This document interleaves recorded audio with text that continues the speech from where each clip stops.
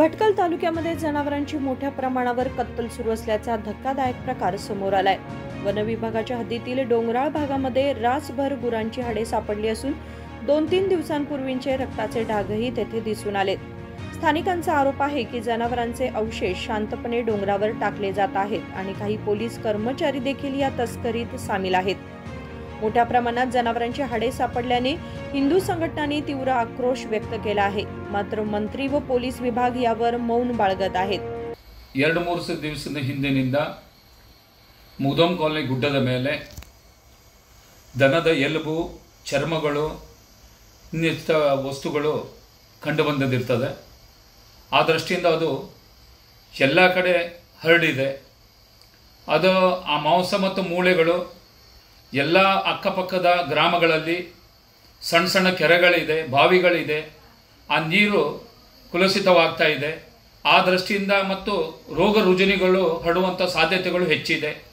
ಹಾಗಾಗಿ ಈ ಮತ್ತು ಮೂಳೆ ಮಾಂಸವನ್ನು ಆ ಗುಡ್ಡದ ಮೇಲೆ ಅರಣ್ಯ ಇಲಾಖೆಯ ಅರಣ್ಯ ಇಲಾಖೆಯ ಅದಕ್ಕೆ ಆಸ್ಪದ ಕೊಟ್ಟಿದೆಯಾ ಅನ್ನೋ ಬಗ್ಗೆ ಯಕ್ಷ ಪ್ರಶ್ನೆ। ಅರಣ್ಯ ಇಲಾಖೆ ಇದ್ರ ಬಗ್ಗೆ ಏನು ಕ್ರಮ ಕೈಗೊಂಡಿದೆ? ಅರಣ್ಯ ಇಲಾಖೆಯವರು ಕಣ್ಣು ಮುಚ್ಚಿ ಕೂತ್ಕೊಂಡಿದ್ದಾರಾ? ಸಾಮಾನ್ಯವಾಗಿ ಅರಣ್ಯ ಇಲಾಖೆಯವರು ಯಾವುದಾದ್ರೂ ಒಂದು ಸಣ್ಣ ಪುಟ್ಟ ಬಡವರು ಮನೆ ಮಾಡಿದ್ರೆ ಅದನ್ನು ಕಿತ್ತೊಗೆಸುವಂಥ ಕೆಲಸ ಮಾಡ್ತಾರೆ ಅರಣ್ಯ ಇಲಾಖೆಯವರು, ಅದ್ರ ಬಗ್ಗೆ ನಮ್ಮ ಅಭ್ಯಂತರ ಇಲ್ಲ। ಆದರೆ ಇದೊಂದು ಕಣ್ಣಿಗೆ ಕಾಣದೇ ರೀತಿಯಲ್ಲಿ ಕಣ್ಣು ಮುಚ್ಚಿ ಕೂತ್ಕೊಂಡಂಥ ಅರಣ್ಯ ಇಲಾಖೆಗೆ ನಾನು ಪ್ರಶ್ನೆ ಮಾಡ್ತೇನೆ।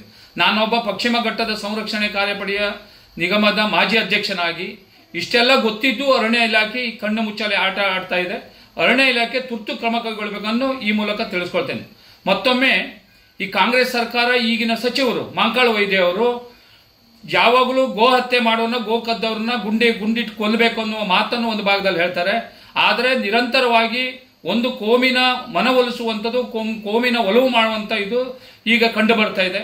ಹಿಂದುತ್ವ ಅನ್ನೋದು ಹೃದಯಾಂತರವಾಗಿ ಹಿಂದುತ್ವ ಇರಬೇಕು, ಮೇಲೋಟಕ್ಕೆ ತಾನು ಒಬ್ಬ ಹಿಂದೂ ಅಂತ ಹೇಳ್ತಾರೆ, ಅದು ಸಾಧ್ಯ ಇಲ್ಲ। ಹಾಗಾಗಿ ನಿಜವಾಗೂ ಅದರ ಈ ಗೋವನ್ನು ಕದ್ದಿ ಮಾರಾಟ ಮಾಡೋರನ್ನ ನಿಜವಾಗೂ ಅವರಿಗೆ ಗುಂಡಿಕ್ಕಬೇಕಾದ ಕರ್ತವ್ಯ ಈಗಿನ ಸಚಿವರದು। ನಿಜವಾಗೂ ಅವ್ರು ಹೇಳಿದ ಮಾತನ್ನು ಉಳಿಸ್ಕೊಳ್ಬೇಕಾದ್ರೆ ಇಷ್ಟು ಗೋವನ್ನು ಕಳ್ತನ ಆಗ್ತಾ ಇದೆ ಭಟ್ಕಳದಲ್ಲಿ। ಇವತ್ತು ಹೈನುಗಾರಿಕೆಗೆ ಸಾಮಾನ್ಯವಾಗಿ ಕಡು ಬಡವರು ಒಂದು ಗೋವನ್ನು ಸಾಕೊಂಡು ಅದರ ಹಾಲನ್ನು ಮಾರಾಟ ಮಾಡಿ ಜೀವನ ಸಾಗಿಸುವಂತ ಪದ್ಧತಿ ಇದೆ। ಆದರೆ ಬಿಟ್ಟಂತ ಗೋವು ಮನೆಗೆ ಬರ್ತಾ ಇಲ್ಲ, ಅದನ್ನಷ್ಟು ಗೋವನ್ನು ಕದ್ದಿ ಇವತ್ತು ಮಾಂಸ ಮಾಡಿ ಮಾರಾಟ ಮಾಡುವಂತ ಒಂದು ದಂಧೆ, ಒಂದು ದೊಡ್ಡ ಮಟ್ಟದ ಜಾಲನೆ ಇದೆ। ಅವರನ್ನು ಕೇಳಿದ್ರೆ ಸಾಮಾನ್ಯವಾಗಿ ನಮಗೆ ಫೋನ್ ಬಂದ ಅಧಿಕೃತ ಮಾಹಿತಿ ಪ್ರಕಾರ ಕೆಲವರು ಫೋನ್ ಮಾಡಿ ಹೇಳ್ತಾರೆ, ಎಲ್ಲ ಇಲಾಖೆಗಳು ನಾವು ಹಣ ಕೊಡ್ತೇವೆ, ನಮ್ಮನ್ನು ಯಾರೂ ಏನು ಮಾಡ್ಲಿಕ್ಕೆ ಆಗುದಿಲ್ಲ ಅನ್ನೋ ಭಾವನೆಗಳನ್ನು ವ್ಯಕ್ತ ಮಾಡ್ತಾರೆ।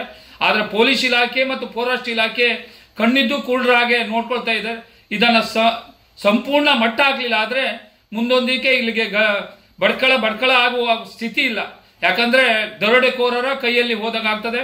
ಮಾಂಕಾಳ ವೈದ್ಯ ನಿಜವಾಗೂ ಕಳಕಳಿ ಇದ್ರೆ ಇದನ್ನ ತಕ್ಷಣ ನಿಲ್ಲಿಸಬೇಕು। ಹೃದಯಾಂತ ಹಿಂದುತ್ವವನ್ನು ಮಾತಾಡುವವರು ನೀವು ಇದ್ರೆ ನೀವು ಅದನ್ನ ಖಂಡಿಸಬೇಕು, ತಕ್ಷಣ ಅದನ್ನ ಕಡಿವಾಣ ಹಾಕಿದ್ರೆ ಮಾತ್ರ ನಾನು ನಿಮ್ಮನ್ನು ಒಪ್ಕೊಳ್ತೇವೆ ನಾವು। ಹಾಗಾಗಿ ಈ ಸರ್ಕಾರಕ್ಕೂ ನಾನು ಎಚ್ಚರಿಕೆ ಕೊಡ್ತಾ ಇದ್ದೇನೆ, ಈ ಸಚಿವರಿಗೂ ಈ ಮೂಲಕ ನಾನು ಮಾಧ್ಯಮದ ಮೂಲಕ ಎಚ್ಚರಿಕೆ ಕೊಡ್ತಾ ಇದ್ದೇನೆ। ಇದನ್ನ ತಕ್ಷಣ ನಿಲ್ಲಿಸಿಲ್ಲ ಆದ್ರೆ ನಮ್ಮದೇ ಆದ ಕರ್ತವ್ಯದಲ್ಲಿ ನಾವು ಹೋರಾಟ ಮಾಡಬೇಕು, ಅದನ್ನ ಖಂಡಿಸಬೇಕು। ಆ ಹೋರಾಟದ ಜೀವನವೇ ನಮ್ಮ ಹೋರಾಟ ಆಗಿದೆ। ಆ ಜೀವನ ಪರ್ಯಂತನೇ ಹೋರಾಟ ಮಾಡೋದು ನಮ್ಮ ಒಂದು ರಕ್ತಗತವಾಗಿ ಬಂದಿದೆ। ಹಾಗಾಗಿ ಹಿಂದುತ್ವ ಉಳಿಗಾಗಿ ಮತ್ತು ಭಟ್ಕಳದ ಉಳಿವಿಗಾಗಿ ನಾವು ಈ ಹೋರಾಟವನ್ನು ಮುಂದುವರಿಸಬೇಕಾಗ್ತದೆ। निखिल सुकर, KMM मराठी, रामनगर।